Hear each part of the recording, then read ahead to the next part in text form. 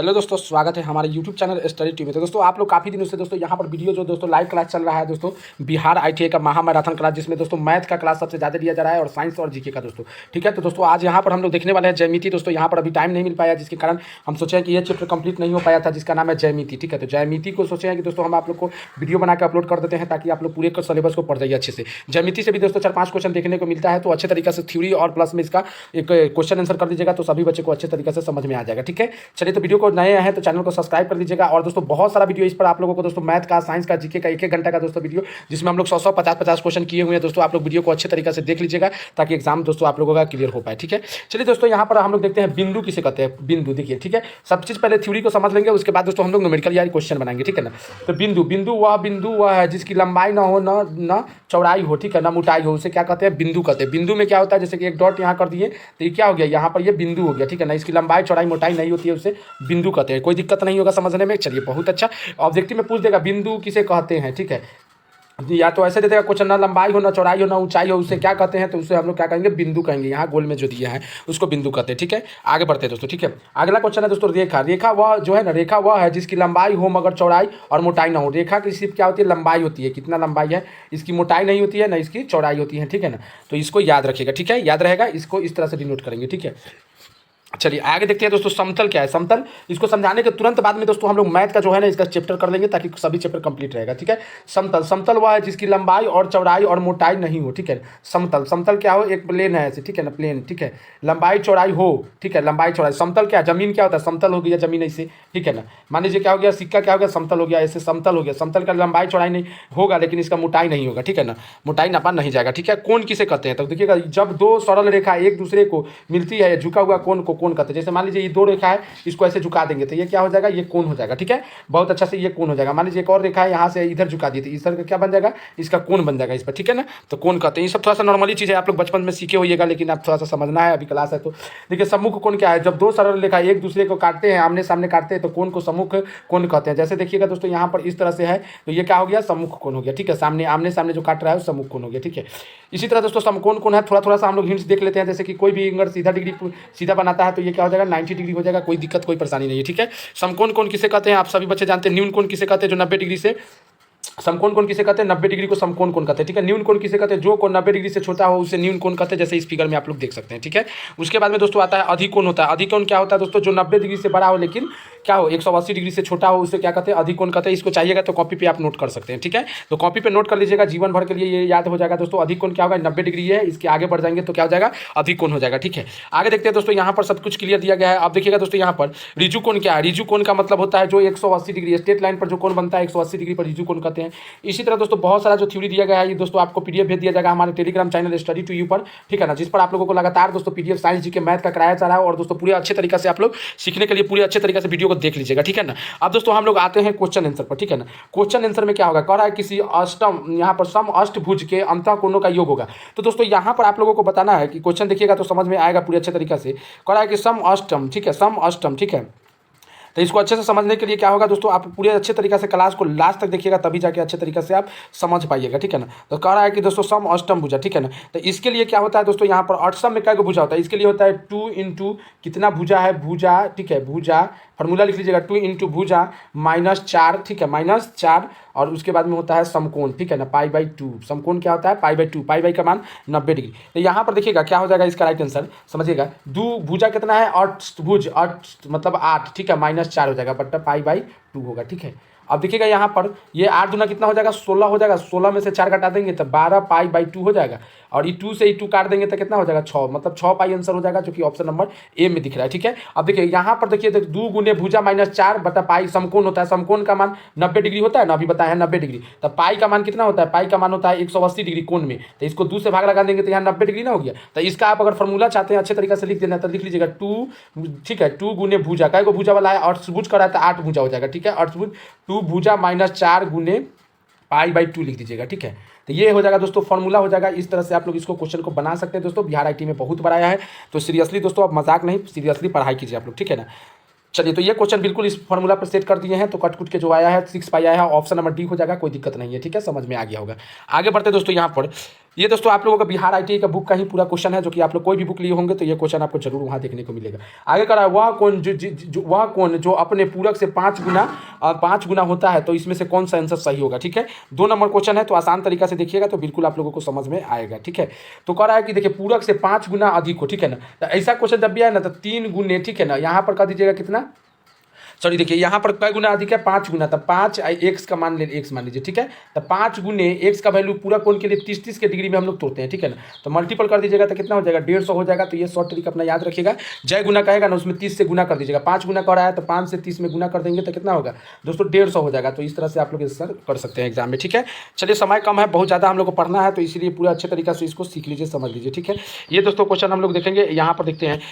देखिए ये करा है किसी कोण, यहाँ पर देखिएगा किसी कोण के अंत और बाह्य समद्विभाजक मिलाकर जो कोण बनाए जाते हैं वह कोण होगा। ठीक है, तो यह कोण कैसा होगा दोस्तों, समकोण होगा। ठीक है, तो कह रहा है किसी कोण के अंत और बाह्य समद्विभाजक मिलाकर जो कोण बनाए जाएंगे वह क्या होगा, समकोण होगा। ये तो आपको याद रखना है। ठीक है, आगे देखते हैं दोस्तों, यहाँ पर क्वेश्चन है 5 नंबर। किसी नियत रेखा के बाहर किसी बिंदु से उस बिंदु पर जितनी रेखा खींची जाती है उसके लंब रेखा होती है। ठीक है, तो उसकी लंब रेखा क्या होती है दोस्तों, सबसे छोटी होती है। लंब रेखा क्या होती है, सबसे छोटी होती है, छोटी। ठीक है ना, तो ऑप्शन नंबर ए बिल्कुल याद रखिएगा। ठीक है, आगे देखते हैं दोस्तों, यहाँ पर कह रहा है किसी यहाँ पर 6 नंबर क्वेश्चन है, कह रहा है कि किसी है ना, किसी पंचभुज के 5 भुजा बराबर है। ठीक है ना, मतलब ऐसे ऐसे ऐसे पंचभुज बना दिया जाएगा। ठीक है, जिसका 5 भुजा जो बराबर है, प्रत्येक अंतःकोण का मान क्या होगा। ठीक है, तो इसके लिए दोस्तों आपको फॉर्मूला यूज करना होगा, जो कि फॉर्मूला क्या होगा, 2 इंटू वही वाला फॉर्मूला लगाइएगा, 2 इंटू भुजा का वो है कोण कह सकते हैं, भुजा नहीं यहाँ कोण कहिएगा। ठीक है ना, कोण 2 इंटू कोण का कोण है।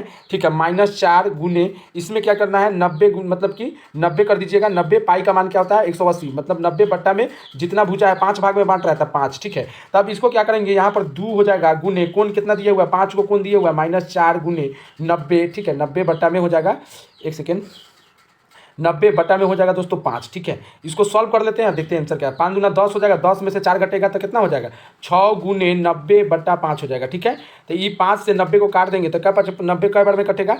ठीक है, तो यहाँ पर आप लोग अगर 90 को काट दीजिएगा, ठीक है, तो 90 कट जाएगा आपको, एक सेकेंड, तो यहाँ तक 5 दूना 10, 10 में से 4 गया 6 हो गया 90, तो यहाँ पर हो जाएगा 18 पच्चीस 90। ठीक है, क्या हो जाएगा दोस्तों, 18 पच्चीस 90। ठीक है, तो 18 में 6 से गुना कर दीजिएगा तो क्या होगा, 108 हो जाएगा ना, तो 108 डिग्री हो जाएगा। ऑप्शन नंबर ए में दिया हुआ है 108 डिग्री। ठीक है, तो इस फॉर्मूला को अच्छे तरीके से नोट कर लीजिएगा। अंतःभुजा कोण का 5 भुजा बराबर है, तो इसका आंसर हो जाएगा 8। इसका फॉर्मूला होता है 2 गुने कोण का को कट रहा है 5 को -4 कर दिया जाता है, और इंटू में 90, और जय को क्वेश्चन करा है कि 5 भागों में बराबर बांटा गया था, बट्टा में 5 कर दीजिए, 4 भाग में रहता था यहाँ 4 कर देते। ठीक है ना, तो इस फॉर्मूला को नोट कर दीजिएगा, ऑप्शन नंबर ए आ जाएगा, कहीं से कोई दिक्कत कोई परेशानी नहीं है। ठीक है, आगे बढ़ते हैं। ठीक है, आगे बढ़ते हैं दोस्तों, यहाँ पर समझिएगा। ठीक है, इस फिगर को भी समझ लीजिए, फिगर वाला भी क्वेश्चन बहुत ज़्यादा आता है। ठीक है, इसमें कह रहा है थीटा का मान ज्ञात करें। ठीक है ना, किसका मान ज्ञात करें, थीटा का मान ज्ञात करें। ठीक है, तो इसमें थीटा का मान ज्ञात करना है, तो आप लोग बिल्कुल आसानी से इसको बना सकते हैं। इसको कि हम अभी जो है ना बोर्ड पर बनाते हैं, ताकि फिगर वाला जो आपको अच्छे तरीके से समझ में आए। इसमें कोई मतलब जो है ना समझ में नहीं आ पाएगा, क्योंकि छोटा स्पेस है यहाँ पर। ठीक है, चलिए अगला क्वेश्चन देख लेते हैं। तब तक 9 का जो क्वेश्चन है, कह रहा है ABCD एक सम पंचभुज है, जिसके अलावा अंतरिक्ष मिलाकर एक बिंदु पर सितारा जो ACDED बनाया गया है, जो सितारे के 5 शीर्षों को कोण का योग कितना होगा। देखिए कभी भी दोस्तों याद रखिएगा, ये क्वेश्चन बहुत बार पूछा गया है, तो ये कभी भी जो दोस्तों है ना, इसका कह रहा है कि 5 शीर्षों के कोणों का योग कितना होगा। ठीक है, एक सितारा बनाया गया है, इस तरह से बनाते थे हम लोग बचपन में 5 एंगल का। ठीक है ना, ऐसे टाइप पे सितारा बनाया गया है, तो इसमें कह रहा है कि 5 शीर्षकों का, शीर्षक मतलब ऊपर वाला का, ठीक है, ऐसे बना दिया गया है सितारा स्टार। एक सेकेंड हम बना देते हैं। ठीक है, इस तरह से ऐसे ऐसे ऐसे ऐसे ऐसे ऐसे मान लीजिए कि इसी तरह ऐसे 5 कोण वाला बना देंगे। ठीक है, तो इसमें कह रहा है कि शीर्ष का जो होता है ना, तो ये जब भी होता है ना 2 समकोण के बराबर होता है, इसको याद रखिएगा, 2 समकोण। ठीक है, चलिए आगे बढ़ते हैं दोस्तों। यहाँ पर यहाँ पर कह रहा है प्रत्येक समतल में कम से कम होते हैं। प्रत्येक समतल में क्या कम से कम होते हैं, अभी ऊपर में पढ़ाए हैं। ठीक है ना, तो प्रत्येक समतल में कम से कम होते हैं 3 संरेख बिंदु होते हैं। ठीक है ना, 3 संरेख बिंदु, 3 असंरेख बिंदु होते हैं। ठीक है ना, इसको याद रख लीजिएगा। ठीक है, ये फिगर वाला दोस्तों हम बताते हैं अलग बोर्ड पर। ठीक है ना, ताकि इसमें स्पेस कम है, अच्छे तरीके से समझ में नहीं आ पाएगा। ठीक है, चलिए आगे देखते हैं दोस्तों। यहाँ पर कह रहा है कि किसी बिंदु के बाद अंतःकोणों का जो है, क्वेश्चन को अच्छे तरीके से नोट कर दीजिएगा। यहाँ से क्वेश्चन अगर आएगा तो आप बिल्कुल इजी से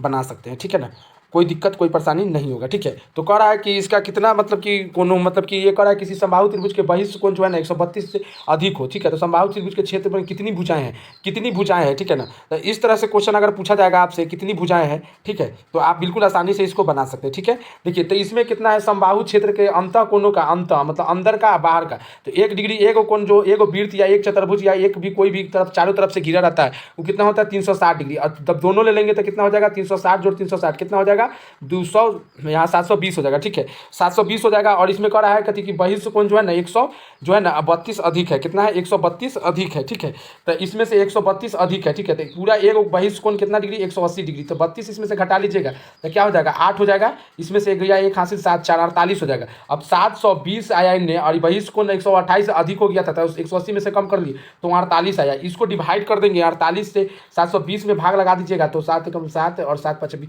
8 5 40, तो ये हो जाएगा 15। तो ये हो जाएगा ऑप्शन नंबर सी हो जाएगा। ठीक है, ऑप्शन नंबर सी हो जाएगा 15 हो जाएगा। कैसे करना है देखिए, अंतः कोण और यहाँ पर बहिष्ठ कोण दोनों बात कर देगा तो क्या कीजिएगा, जो मतलब कोण है ना त्रिभुज, तो उसको क्या कीजिएगा मतलब चतुर्भुज कोई भी बाह्य भुजा होता है, कोई भी वृत्त हो 360 डिग्री होता है। ठीक है, चतुर्भुज हो इसका क्या होगा 360 डिग्री होगा। तो इसी तरह से दोनों अंतर और बाहर का जोड़ दीजिएगा तो 720 हो जाएगा।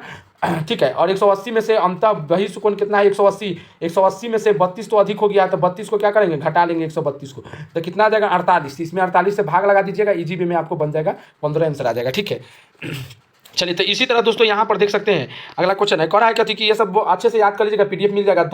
यदि दो समांतर रेखा किन्हीं दो तिर्यक रेखाओं को काटती है तो जो उसमें से चार रेखाओं द्वारा बना हुआ चतुर्भुज सौदा होता है, मतलब हमेशा कैसा होता है चतुर्भुज जो बनेगा उस सौदा हमेशा कैसा होगा। 14 नंबर क्वेश्चन है, आप आराम से देखिएगा। इस तरह से अगर मान लीजिए इसको काट देते हैं तो ये बना चतुर्भुज कैसा होगा। ठीक है, यही क्वेश्चन करा है। ठीक है, तो इसका आंसर ऐसे फिगर बना लीजिएगा, इस तरह से फिगर होता है इसका। 14 का हो जाएगा दोस्तों, ये समलंब चतुर्भुज होता है। क्या होता है ऑप्शन नंबर डी, समलंब चतुर्भुज होता है। इस तरह से कोई अगर काट रहे हैं ऐसे मान लीजिए इधर से काट देते, ये क्या हो जाएगा समलंब चतुर्भुज होगा। ठीक है, तो इसको याद रखिएगा। ठीक है, बहुत सारे क्वेश्चन है दोस्तों, और जो भी क्वेश्चन दोस्तों आपको समझ में नहीं आ रहे होंगे उसका स्क्रीनशॉट ले लीजिएगा और हमारे टेलीग्राम पर भेजिएगा, लाइव क्लास में आपको जरूर बताएंगे। ठीक है, चलिए तो इसमें दोस्तों यहाँ पर क्वेश्चन इस टाइप के क्वेश्चन बहुत देखने को मिला है बिहार आईटीआई में। आप लोग देखिएगा, यदि किसी समबाहु त्रिभुज के अंतः कोणों का योग कितना है 1440 है, तो कह रहा है कि बहुभुज की भुजा की कितना संख्या है। ठीक है, तो इसके लिए फॉर्मूला होता है 2n-4 बराबर 2n-4 इंटू 90 बराबर क्या हो जाएगा, यहाँ पर जितना दिया हुआ है कितना 1440 दिए हुए है। ठीक है, ठीक है, इसको सॉल्व करेंगे हम लोग आराम से। ठीक है, तो देखिए यहाँ पर 2n-4 को इधर रहने देते हैं तो एक 1440 बट्टा में क्या हो जाएगा 90 हो जाएगा।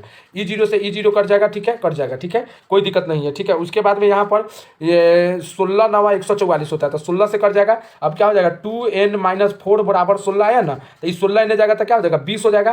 तो 2n बराबर 20 कर देंगे। ठीक है, और n का 2 से काट देंगे तो n बराबर क्या हो जाएगा 10 हो जाएगा। तो ऑप्शन नंबर 20 का याद रखिएगा, बहुत इंपॉर्टेंट क्वेश्चन है। ठीक है, और जो भी क्वेश्चन दोस्तों समझ में नहीं आया है क्योंकि समय अभी बहुत कम है, जो कि लाइव क्लास में भी नहीं बता पाए थे इस चैप्टर को, तो इसलिए हम सोचे कि वीडियो अपलोड कर देते हैं जल्दी से। ठीक है, तो दोस्तों जो भी क्वेश्चन आपको समझ में नहीं आया है पीडीएफ भेज देते हैं, इसको आपको टेलीग्राम पे मिल जाएगा, और टेलीग्राम पे या स्क्रीनशॉट लेकर आप हमारे टेलीग्राम पे भेज दीजिएगा, जो कि हम आपको लाइव क्लास में अच्छे तरीके से और समझा पाएं। ठीक है, तो दोस्तों वीडियो को अच्छा लगा, मेन बात है कि इसका थ्योरी समझ जाइएगा तो क्वेश्चन समझने में आसान हो जाएगा। ठीक है, तो चलिए दोस्तों मिलते हैं हम लोग अगले वीडियो में, तब तक के लिए जय हिंद जय भारत। 1 बजे लाइव क्लास डेली चलता है, तो दोस्तों 1 बजे लाइव क्लास में जरूर जुड़िए आप लोग। ठीक है।